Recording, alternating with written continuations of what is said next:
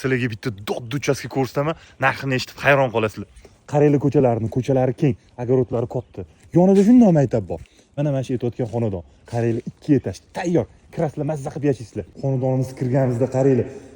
Nechta mashina chiqib ketadi? Kamida 4 ta 5 ta mashina chiqib ketadi. Mana bu yerda mana zelenoy zona, to'rda letniy kuxnya qilib qo'yilgan.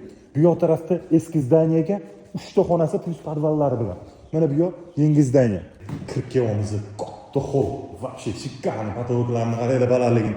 Вообще zo'r. Mana bu yerdan ikkinchi etajga chiqib ketasizlar. Mana bu yerda zalni ham qaranglar, вообще gigantskiy. Bu nechta oila yashasa bo'ladi bu yerda qoyil.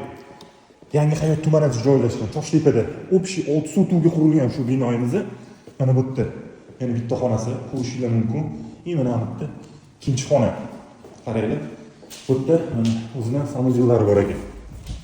Qo'shishlar mumkin. Ikkinchi etaj chiqqanimizda yana bitta hol bor. Mana bu yerda yana bitta xonasi bor ekan. Qaranglar. Remontlari yomon emas. Mana bu yerda samozyul и dushovая. Mana yana bitta xonasi ko'rishinglar mumkin. Общий bu zdaniyada 6 ta xona ekan. Nariyoq taraf, past tarafda 3 ta xonasi bor ekanda. Mana bu ikkinchi xonasi. Buzulardan podvalga ham tushib ketsa bo'ladi. Ichkaridan ham, tashqaridan ham podvalga tushsa bo'lar ekan.